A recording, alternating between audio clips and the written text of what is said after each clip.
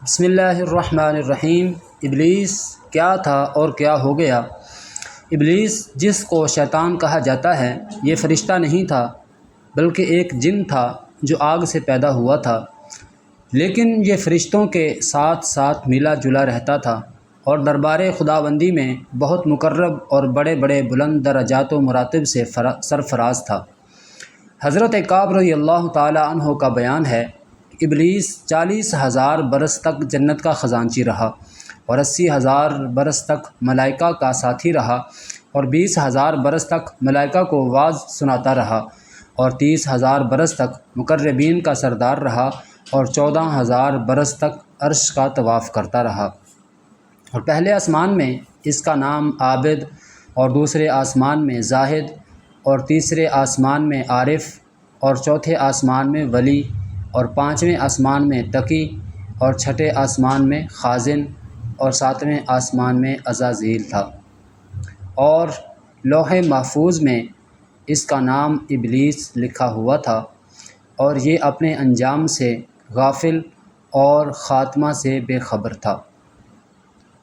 لیکن جب اللہ تعالیٰ نے حضرت آدم علیہ السلام کو سجدہ کرنے کا حکم دیا تو ابلیس نے انکار کر دیا اور حضرت آدم علیہ السلام کی تحقیر اور اپنی بڑائی کا اظہار کر کے تکبر کیا۔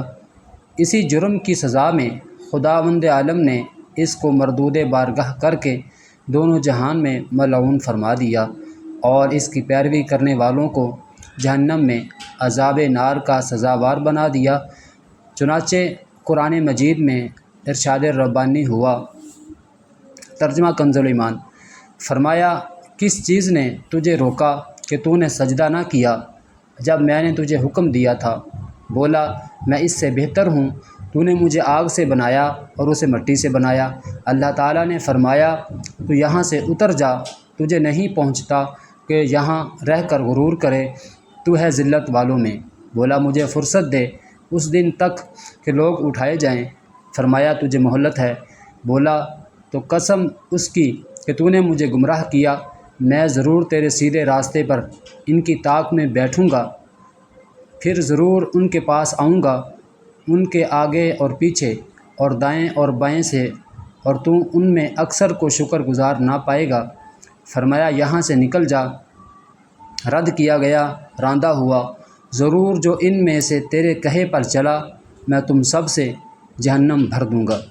قرآن مجید کے اس عجیب واقعہ میں عبرتوں اور نصیحتوں کی بڑی بڑی درخشندہ اور تابندہ تجلیاں ہیں۔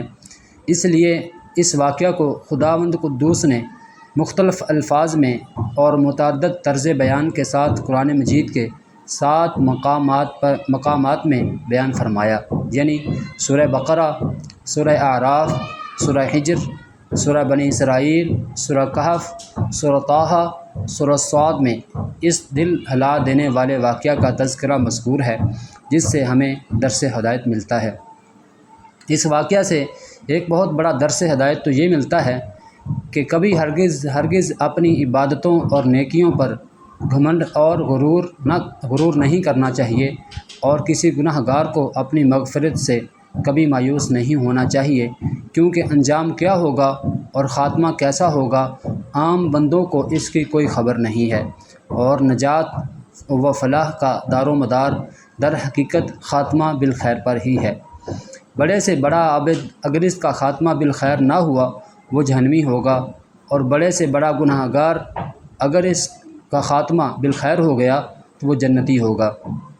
دیکھ لو ابلیس کتنا بڑا عبادت گزار اور کس قدر مقرب بارگاہ تھا، اور کیسے کیسے مراتب و درجات کے شرف سے سرفراز تھا، مگر انجام کیا ہوا کہ اس کی ساری عبادتیں غارت ہو گئی اور وہ دونوں جہانوں میں ملعون ہو کر عذاب جہنم کا حقدار بن گیا، کیونکہ اس کو اپنی عبادتوں اور بلندی درجات پر غرور اور تکبر ہو گیا تھا۔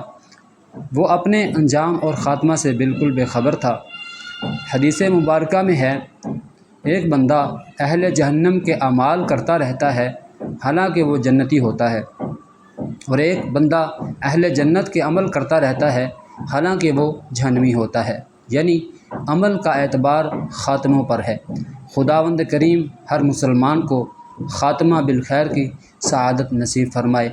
اور برے انجام اور برے خاتمہ سے محفوظ رکھے، آمین۔